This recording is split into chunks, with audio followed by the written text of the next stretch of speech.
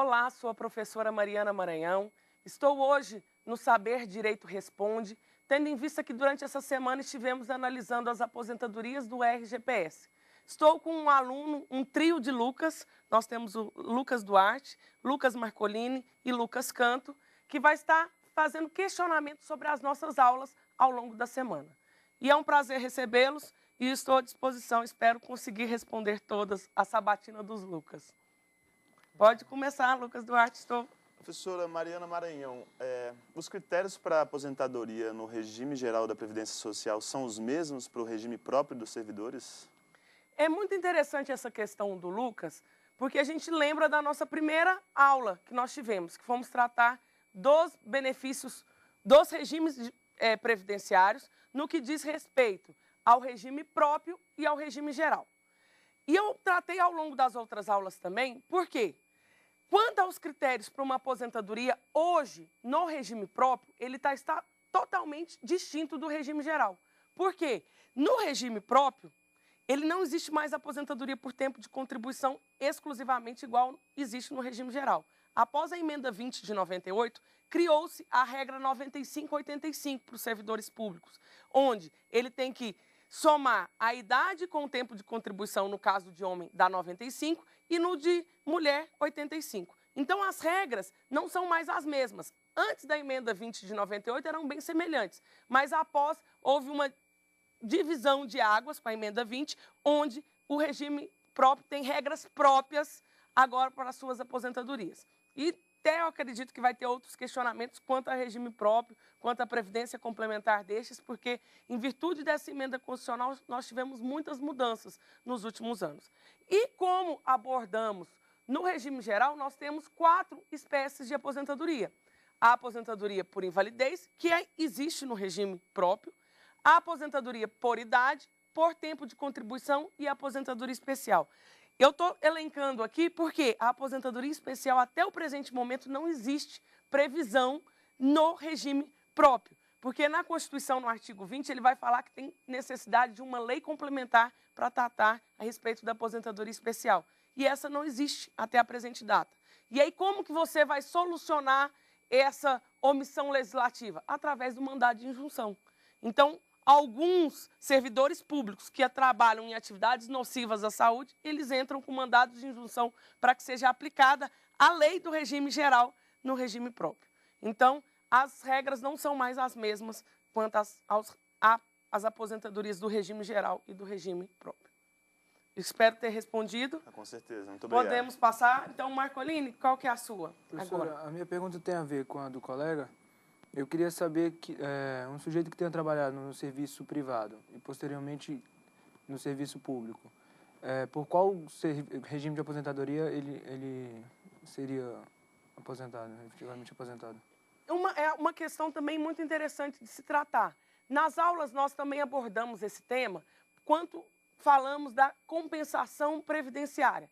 O que seria essa modalidade? Ele colocou a situação, a pessoa que começa no regime privado, regime geral, e vai para o regime próprio, virou servidor público. Isso aí eu brinco em sala de aula, é os advogados concurseiros. Ele está sendo advogado pelo momento, mas o sonho dele é seguir uma carreira pública. E aí o que vai acontecer? O tempo que ele contribuiu para o regime geral, ele vai perder? Não. Ele pode ter uma compensação previdenciária entre esses dois regimes. O regime geral vai mandar o dinheiro para o regime próprio para que aquele tempo de contribuição dele no regime privado, no regime geral, seja contado no regime próprio. E uma outra questão que é importante a gente tratar aqui, que é a possibilidade de acumular aposentadoria, se a gente for falar. Porque nem sempre a pessoa que está no regime geral, ela pode também chegar a ter uma aposentadoria do regime próprio. Por quê? Os casos dos juízes que dão aula. Então, eles têm possibilidade de ter as duas aposentadorias, tanto do regime próprio quanto do regime geral. Mas eu acredito que, no seu caso, que ele se afastou do privado para o público, ele vai ter só o regime próprio, que no momento vai ter uma compensação entre esses dois regimes. Está esclarecido? Está, sim. Vamos lá, Lucas Canto. Qual que é a sua pergunta? Professora, no caso de pensão por morte de servidor, o cônjuge, aliás, o ascendente que sobrevive, ele pode ser considerado dependente do falecido? É interessante também nós tratarmos dessa pergunta, porque ele coloca quanto na pensão por morte, no caso do falecimento do segurado, se o ascendente ele está no rol dos dependentes.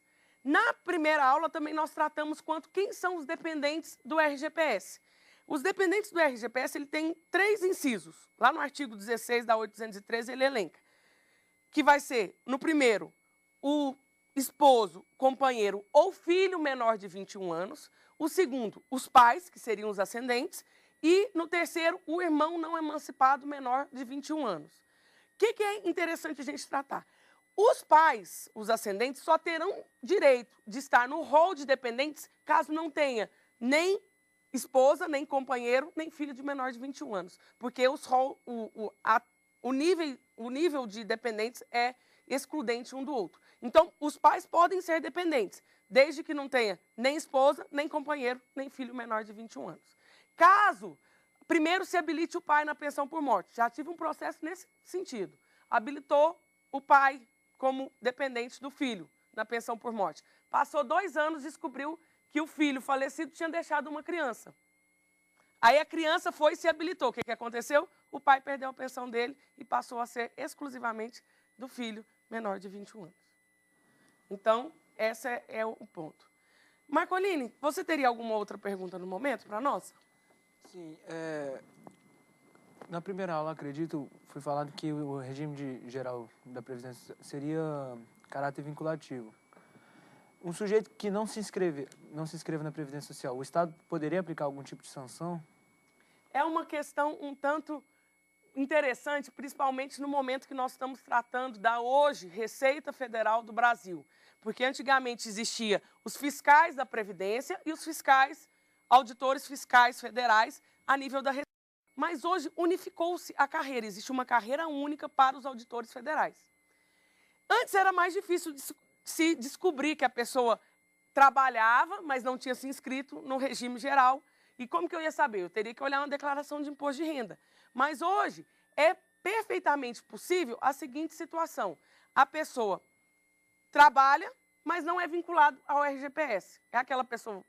Mas ela vai fazer a declaração de imposto de renda dela. O que vai acontecer nesse contexto?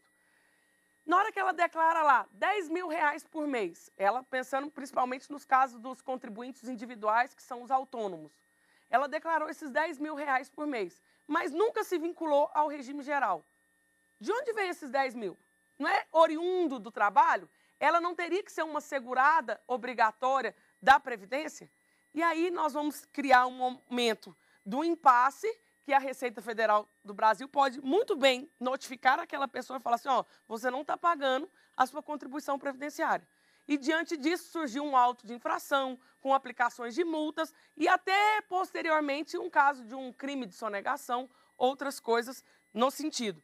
Mas isso ainda está muito em passos de formiga, porque ainda não tem muito uma aplicabilidade. Mas com o futuro, eu acredito que vai se tornar bem mais usual essa situação. Lucas Duarte, você tem alguma outra pergunta para nós? Professora, esse tão falado rombo da Previdência Social, ele de fato existe? Olha que questão super interessante. Nesse momento, a gente vai precisar de um pouco do custeio previdenciário, de uma base de um direito financeiro, mas eu adoro responder essa questão. Por quê? Fala-se tanto num déficit da Previdência que não existe. O problema é a forma que estão fazendo o cálculo. No artigo 165 da Constituição, no parágrafo 5º, vai falar que a lei orçamentária anual é composta de 3 leis orçamentárias. A lei orçamentária fiscal, a das empresas privadas e o orçamento da Seguridade. Qual que é o problema que eles argumentam existir um déficit?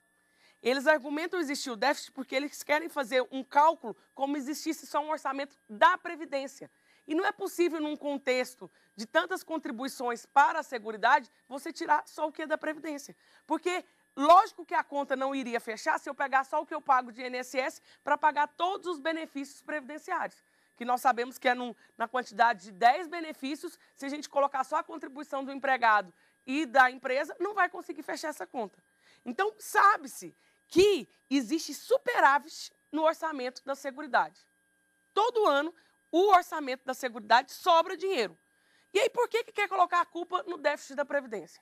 Aí, no momento, eu prefiro não entrar em maiores discussões, porque eu acho que tem interesses maiores por trás. Porque eu falo que o INSS está quebrado para contribuir para quem? No momento que eu falo, o INSS está quebrado, eu vou contribuir numa previdência complementar, que é dos bancos, que é financiada por muitas outras pessoas por trás. Então, nesse momento, a gente tem que perder um pouquinho da nossa ideia. A previdência está quebrada. Não está. Talvez os dados estão sendo mascarados e eu, infelizmente, não sei te responder de quem é o interesse de falar que os dados estão mascarados. Mas a nossa previdência ela está bem estruturada e não existe déficit. Existe superávit do orçamento da Seguridade anualmente. Nós vamos agora para um breve intervalo do nosso Saber Direito Responde e logo após voltaremos com mais perguntas e respostas. Até mais. Voltando para o nosso Saber Direito Responde, vamos continuar com algumas questões sobre as aposentadorias do RGPS, bem como outros benefícios. Professor, eu tenho uma dúvida sobre o auxílio reclusão, por conta até de rumores e boatos que têm atravessado a internet. O número de dependentes vincula de alguma forma o auxílio reclusão que vai ser recebido por eles? Essa é uma questão muito boa mesmo, porque constantemente nós vemos nas redes sociais falando o preso ele recebe um benefício de acordo com a quantidade de filhos que eles têm. Não. Primeira coisa que a gente tem que esclarecer. O segurado, para receber o auxílio reclusão, antes dele ser preso, ele tinha que ser segurado da Previdência. Então, ele já tinha que ser previamente inscrito. Não é qualquer um que está lá na cadeia que está recebendo. Bem que poderia, que era bom que o nosso regime estaria estruturado. Mas a gente sabe que, infelizmente, o nosso contexto social, a maioria das pessoas que estão presas, geralmente estavam desempregadas. Ou não tiveram nunca um emprego. Então, eles eram um problema para a sociedade, em algumas situações. Então, o auxílio reclusão, primeira coisa, para você ter direito de receber, você tinha que ser previamente inscrito ao regime geral de previdência. Segunda coisa, ele não é um benefício para todos. Não é qualquer pessoa que vai estar presa que vai receber o auxílio reclusão. É apenas R$ 971,78, que era o valor que a pessoa tinha que receber. Então, ele, na própria Constituição, trata lá no artigo 201, que o salário família e o auxílio reclusão, ele está limitado para as pessoas de baixa renda. Que todo ano sai esse critério de baixa renda, atualmente ele é de R$ 971,78. Então, não tem relação da quantidade. E se esse recluso estiver preso e tiver 5 filhos do lado de fora, como que vai ser? Vai pegar esse valor. Vamos pensar que ele ganhava R$ 800. 5 filhos vai dividir em cotas iguais os R$ 800. Não é cada um receber R$ 800. É como se fosse uma pensão por morte. Então, gente, muitas das coisas que nós escutamos na internet, nas redes sociais, não são verdade. Cuidado, vamos olhar na lei e não vamos acreditar em tudo que se passa. Porque eu sei mesmo, já recebi constantemente e-mails criticando o auxílio reclusão. Não, o auxílio reclusão é um benefício de extrema importância para o segurado. Outra pergunta? Professor, eu queria saber se o fato de uma pessoa que já estava aposentada voltar a trabalhar, como será feito o cálculo da sua nova contribuição? E se o fato de ter ficado aposentada, o fato de estar contribuindo durante a sua aposentadoria, se isso é levado em consideração? Essa é uma questão um tanto quanto interessante, nós abordamos em 2 ou 3 aulas ao longo da semana. Por quê? No nosso regime geral de previdência social, estipula na lei que o aposentado tem que continuar contribuindo. E a mesma lei estipula que, se o aposentado continuar contribuindo, ele não tem mais nenhum outro benefício, a não ser o salário, família e a reabilitação profissional. E como que é essa forma? É forma como se fosse qualquer outro empregado. Lembrando que a contribuição do empregado ela é limitada ao teto do regime geral de previdência social. O teto atualmente é de R$ 4.159 e esse é o máximo pela qual o empregado pode ter descontado o seu valor. Mas não tem qualquer diferença da contribuição do empregado, da ativa, do aposentado, é sempre a mesma forma de contribuição. Temos alguma outra pergunta? Professora, sobre contribuição também. A pessoa que ficou parada sem contribuir, posteriormente ela pode voltar a contribuir com aquele tempo que ele ficou afastado, sem contribuir? O que é uma situação? ficar parada sem contribuir. Nós temos que pensar em duas situações. Aí é que eu daria a resposta tão temida, depende. Por quê? Já existe uma contribuição, uma inscrição antes desse tempo que ele ficou parado? Se for a seguinte situação, ele inscreveu na Previdência, trabalhou 1 ano, aí viu que os negócios não estavam dando certo, que é muito típico na carreira do direito, começou a ser advogado, viu que não estava, vou estudar para concurso, fecha o escritório. Mas nesse 1 ano que ele se inscreveu, ele pagou. Aí ele ficou estudando em casa. E aí, 3 anos depois, ele passou num concurso público. Aí ele vai querer falar, nossa, eu não contribuí aqueles 3 anos, poderia contribuir. Ele pode? Nesse caso, ele pode. Só que talvez não compense. Por quê? Você vai ter que calcular essa contribuição com multa e juros. E aí, talvez, na hora que você apurar um montante, você fala assim, mas por causa de 3 anos ainda vai demorar 30, vai que a lei muda ao longo dos anos, então talvez não compense você pagar para trás. Mas outra situação, nunca me filiei à Previdência, nunca fiz inscrição, sempre trabalhei.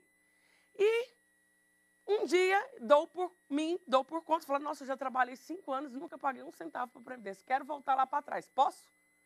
Aí é a seguinte situação, eu só vou poder se eu comprovar que eu estava trabalhando. E caso eu não tenha como comprovar, aí você não vai poder recolher para trás. Porque se eu não conseguir comprovar o vínculo, a lei é bem clara que o segurado facultativo ele não pode retroagir a contribuição. Então, se ele não conseguir comprovar o vínculo com o trabalho, de que ele estava trabalhando, ele não vai poder contribuir. Então, por isso que é importante fazer a sua inscrição com o regime geral. Porque no momento que você faz a inscrição, você já vai ter a possibilidade de contribuir que seja para trás daquele dia. Falar assim, eu fiquei sem trabalhar uma época, se você tiver inscrição, aí é até possível. Só que tem que lembrar que tem incidência de multa e juros. Aí eu não sei o quão vai ser isso interessante para a pessoa à época. Temos alguma outra pergunta? Professora Mariana, como está a situação da reversão de aposentadoria na atual jurisprudência? Essa é uma questão muito interessante que nós abordamos ao longo das últimas aulas. Essa reversão de aposentadoria, atualmente ela tem sido conhecida como a desaposentação, que é uma ação judicial, tem que ser uma medida judicial, para você ter a possibilidade de renunciar uma aposentadoria antes concretizada. E qual que é a atual jurisprudência? A atual jurisprudência ela é totalmente divergente. Temos juízes que entendem que não é possível desaposentar. Eu, como sou de Goiás, constantemente deparo com algumas pessoas dessas, que eu falo, meu Deus, todo mundo fala de desaposentação e esse juiz ainda entende que não é possível, mas, cabeça de juiz, cada um tem um entendimento. Temos juízes que entendem que é possível desaposentar, sem problemas algum, mas mesmo nessa corrente da desaposentação ser possível, nós temos uma divergência.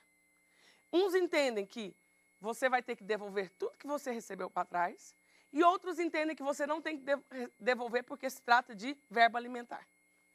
Aí é a nossa necessidade, com urgência, do Supremo analisar esse tema. E já tem um recurso extraordinário, que foi, inclusive, já reconhecida a repercussão geral desse recurso extraordinário, aguardando análise. E eu acredito que o Supremo não vai falar que não pode. Por quê? Eu acredito nessa posição. A lei da Previdência não veta a possibilidade de renúncia à aposentadoria. Quem que vetou? Foi o decreto 3.048 de 99, que fala que as aposentadorias por idade, por tempo de contribuição especial, são irrenunciáveis e irreversíveis. Mas na lei falava alguma coisa? Não. E na hora que a gente lembra da aula lá de ED, no início, você vai lembrar que existe a hierarquia das normas. Decreto pode inovar? Não pode inovar.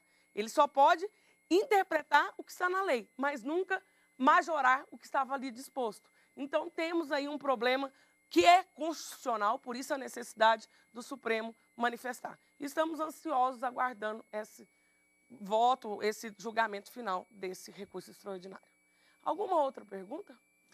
Professor, eu tenho uma dúvida. O fator previdenciário ele pode ser considerado inconstitucional por levar em conta cálculos que são imprevisíveis?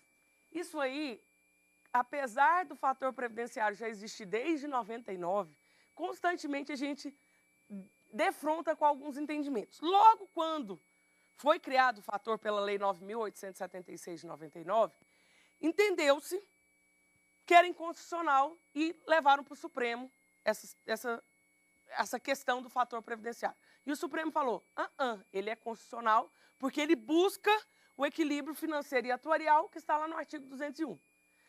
Sabe-se que o fator previdenciário ele vai levar em consideração a expectativa de sobrevida do brasileiro. Talvez lá na hora do seu cálculo vai falar, você vai viver mais 20 anos, mas, por uma ironia do destino, um dia depois você falece. O cálculo foi feito da forma equivocada? Não, gente, a gente sabe que trata-se de expectativa. É uma fórmula, é um cálculo atuarial, onde os atuários tiveram muito trabalho para desenvolver e chegaram naquela fórmula, um tanto quanto complexa, para tratar dessa fórmula do fator previdenciário para se aplicar, especialmente nas aposentadorias por tempo de contribuição. Eu sei que tem alguns juízes já dando decisões favoráveis, falando que ele é inconstitucional. Mas provavelmente na hora que se chegar ao Supremo Tribunal Federal, eles vão falar, não, ele é constitucional, pode continuar aplicando. Mas a gente sabe que, da mesma forma que na desaposentação tem gente que fala que não é possível, tem gente que fala que o fator previdenciário é inconstitucional. Mas, atualmente, tem predominado que ele é constitucional, está em vigência, apesar de muita briga e desgosto dos segurados. Alguma outra pergunta? Senhor, eu tenho mais uma pergunta aqui. É uma dúvida um tanto quanto simples, mas eu queria saber a diferença entre a aposentadoria por tempo de contribuição e a aposentadoria por idade, se os benefícios são os mesmos. E eu ouvi rumores sobre a possível extinção da aposentadoria por tempo de contribuição. Essa questão ela é muito interessante e eu acredito que com ela nós vamos finalizar o nosso programa Saber Direito Responde. Por quê? Nós tratamos na aposentadoria por idade de uma modalidade que vai ser, na Constituição prevê e na Lei da Previdência trata. 65 anos se homem urbano e 60 anos se mulher urbana. E sendo reduzido em 5 anos para o caso do rural. Mas é importante a gente tratar que ela é também um benefício onde precisa de contribuição anterior, porque a gente está falando de benefício previdenciário. Então, eu vou precisar de ter uma carência, que na lei estipula 180 contribuições mensais, ou seja, 15 anos de contribuição. Então, não tem como eu aposentar por idade sem nunca ter contribuído. Isso aí, se você escutar, é um benefício assistencial. Então, essa é a aposentadoria por idade. E como que é o salário de benefício dela? Pega-se 70% do seu salário de benefício, mais 1% a cada 12 meses trabalhados. Então, se a pessoa só tiver os 15 anos de contribuição, vai ser 85% do salário de benefício. E vai se aplicar o fator de forma facultativa, se for para beneficiar aquele segurado. Já a aposentadoria por tempo de contribuição, no Brasil, ele é um país dos 4 no mundo que tem essa modalidade, porque é o Brasil, Irã, Iraque e Equador. Só países de primeira linha, né? O Brasil se pegou como exemplo num lugar que não deveria. Existe essa aposentadoria por tempo de contribuição. 35 anos se homem, 30 anos se mulher. Lembrando que no caso dos professores de educação infantil, fundamental e ensino médio, ainda tem 5 anos reduzidos. Não tem idade mínima estabelecida. Então, se a mulher com 50 anos de idade já tiver os 30 anos de contribuição, que é perfeitamente, começou a trabalhar com 20, com 50 tem, ela pode se aposentar. E por que estão falando em rumores de extinção da aposentadoria por tempo de contribuição? Justamente porque ela é, eu como de Goiás, piqui previdenciário. Ele é um problema que tem, vamos dizer, muitos espinhos por dentro. Qual é o risco social da aposentadoria por tempo de contribuição? Nós não temos risco social a ser protegido. Por isso que fala tanto nas muitas manobras de fator previdenciário, regra 95, 85 e outras coisas mais, mas tudo isso tentando corrigir a aposentadoria por tempo de contribuição. Infelizmente, nosso programa Saber Direito Responde está terminando. Nosso trio dos Lucas, foi um prazer responder o questionamento. E caso alguém em casa tenha ficado com alguma dúvida, encaminhe para o e-mail do Saber Direito Responde, que nós responderemos. Até mais, muito obrigada pela presença de todos.